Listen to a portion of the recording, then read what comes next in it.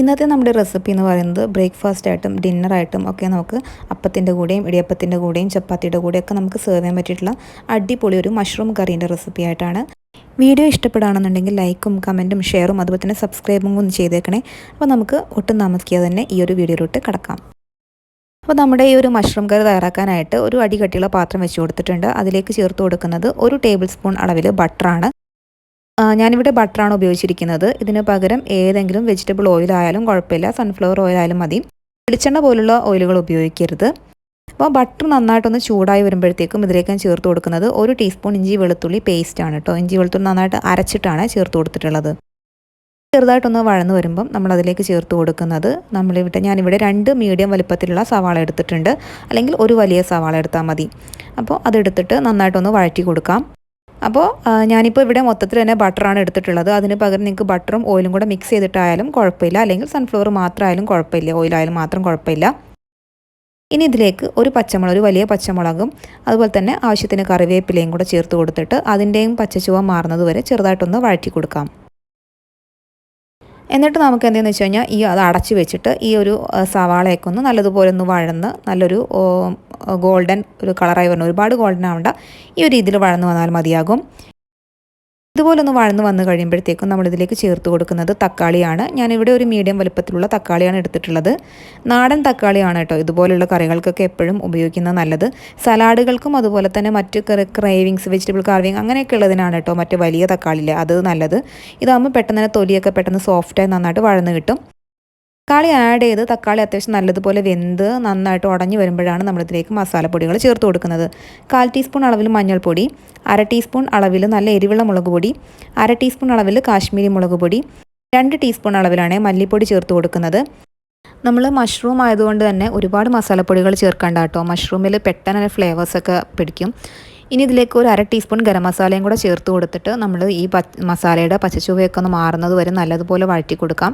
എപ്പോഴും നമ്മൾ മസാല ചേർക്കുമ്പോൾ അതിൽ കുറച്ചൊരു മോയ്സ്ചർ ഉണ്ടാവുന്നത് നല്ലതാണ്, മസാല കരിഞ്ഞു പോകില്ല. അതുകൊണ്ട് തക്കാളി ചേർത്തതിന് ശേഷം എപ്പോഴും മസാലപ്പൊടി ഇടുന്നതാണ് കേട്ടോ ഏറ്റവും നല്ലത്.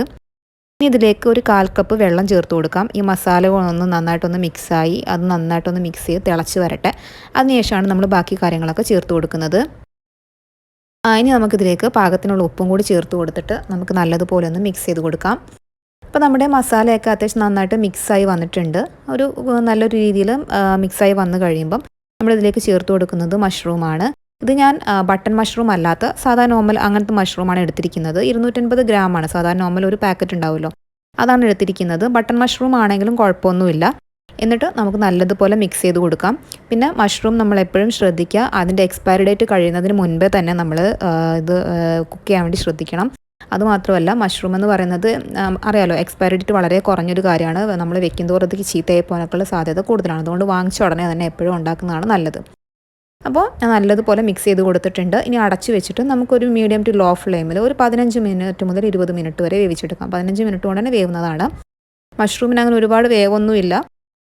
പിന്നെ ഇടയ്ക്ക് ഇളക്കി കൊടുക്കാൻ വേണ്ടിയിട്ട് മറന്നു പോകരുത്. അപ്പോൾ ഇത് അത്യാവശ്യം നന്നായിട്ട് വെന്ത് ഒന്ന് ആ ഗ്രേവിയൊക്കെ ഒന്ന് കുറുകി ഒന്ന് ആയി വരുമ്പോഴത്തേക്ക് നമ്മളിതിലേക്ക് ചേർത്ത് കൊടുക്കുന്നത് 1 കപ്പ് തേങ്ങാപ്പാലാണ് കേട്ടോ. അപ്പോൾ ഞാൻ അത്യാവശ്യം നല്ല ഒരു ഗ്രേവിയിലാണ് ഇത് തയ്യാറാക്കി എടുക്കുന്നത്. ഒരുപാട് ഗ്രേവി വേണ്ട, കുറച്ചൊരു തിക്കായിട്ടുള്ള രീതിയിലാണെന്നുണ്ടെങ്കിൽ ആ രീതിയിൽ നിങ്ങൾക്ക് 1/2 കപ്പ് തേങ്ങാപ്പാൽ, കട്ടി തേങ്ങാപ്പാൽ ചേർത്താലും മതിയാകും. ഞാനിപ്പോൾ 1 കപ്പ് മൊത്തത്തിലുള്ള തേങ്ങാപ്പാലാണ്, 1-ാം പാലും 2-ാം പാലും 3-ാം പാലും എല്ലാം ചേർന്നിട്ടുള്ള 1 കപ്പ് തേങ്ങാപ്പാൽ, ഒരു 1/4 കപ്പ് തേങ്ങ എടുത്തിട്ട് അരച്ചെടുത്തിട്ടുള്ളതാണ്.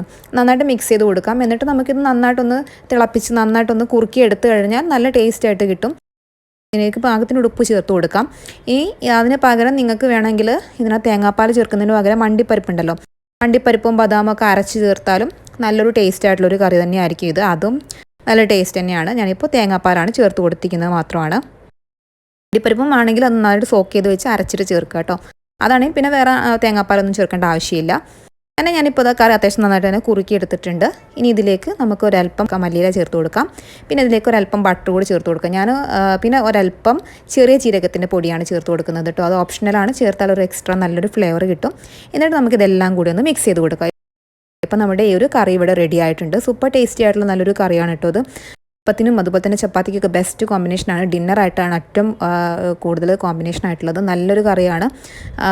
പിന്നെ നമ്മൾ രാവിലെ നമുക്ക് അപ്പത്തിൻ്റെ കൂടെയൊക്കെ ടേസ്റ്റ് സൂപ്പറാണ്. ഞാനിപ്പോൾ ഇവിടെ ബട്ടർ മാത്രമാണ് യൂസ് ചെയ്തിരിക്കുന്നത്, ഓയിലൊന്നും ഉപയോഗിച്ചിട്ടില്ല. നിങ്ങൾക്ക് വേണമെങ്കിൽ ഓയിൽ ഉപയോഗിച്ചാലും കുഴപ്പമൊന്നുമില്ല കേട്ടോ. ഞാൻ കുറച്ച് നേരം വെച്ച് കഴിഞ്ഞപ്പോഴത്തേക്ക് തന്നെ കണ്ടോ ഒരു തിക്നെസ്സിലാണ് കറി ഉള്ളത് കേട്ടോ. ഒരുപാട് തിക്കായിട്ട് വേണ്ട ആൾക്കാർ കാണുന്നുണ്ടെങ്കിൽ ഞാൻ നേരത്തെ പറഞ്ഞതുപോലെ തന്നെ നമ്മൾക്ക് അണ്ടിപ്പരിപ്പൊക്കെ ചേർത്ത് ചെയ്യാവുന്നതാണ് കേട്ടോ. അപ്പോൾ ഞാൻ ഇങ്ങനെയാണ് ചെയ്തിട്ടുള്ളത്, ഇത് തന്നെ നല്ല ടേസ്റ്റാണ്. ഇത്രയേ ഉള്ളൂ, അടിപൊളി ടേസ്റ്റാണ്. ഡിന്നറിന് നിങ്ങൾ ഇത് എന്തായാലും ഒന്ന് ട്രൈ ചെയ്ത് നോക്കിയിട്ട് ഫീഡ്ബാക്ക് അറിയിക്കാൻ മറക്കരുത്. പിന്നെ നമുക്കിത് വിശേഷ അവസരങ്ങളിൽ ഇപ്പോൾ നമ്മുടെ വീട്ടിലൊരു ഗസ്റ്റ് വരാണ്, അവർ നോൺ വെജ് കഴിക്കുന്നില്ല എന്നുണ്ടെന്നുണ്ടെങ്കിൽ അവർക്കായിട്ട് സ്പെഷ്യലായിട്ട് നമുക്ക് ഈ കറി തയ്യാറാക്കി കൊടുക്കാവുന്നതുമാണ്. അപ്പോൾ ഞാനിപ്പം ഇത് ഡിന്നറിന് ഉണ്ടാക്കി ചപ്പാത്തിയുടെ കൂടെ കഴിച്ചു. മോർണിംഗിന് നമ്മൾ എന്താ പറയുക, നമ്മൾ ബ്രേക്ക്ഫാസ്റ്റിൻ്റെ കൂടെ നമ്മൾ അപ്പമാണ് ഉണ്ടാക്കിയിട്ടുണ്ടായിരുന്നത്. അപ്പോൾ ആ അപ്പവും അതുപോലെ തന്നെ ഈ ഒരു മഷ്റൂം കറിയായിട്ടാണ് കഴിച്ചിട്ടുണ്ടായിരുന്നത്. അത് അടിപൊളി ടേസ്റ്റാണ്. മോർണിംഗ് ആയപ്പോഴത്തേക്കും ആ മഷ്റൂമിനകത്ത് ഫ്ലേവേഴ്സൊക്കെ പിടിച്ചിട്ട് ഭയങ്കര ടേസ്റ്റ് ആയിട്ടുണ്ടായിരുന്നു.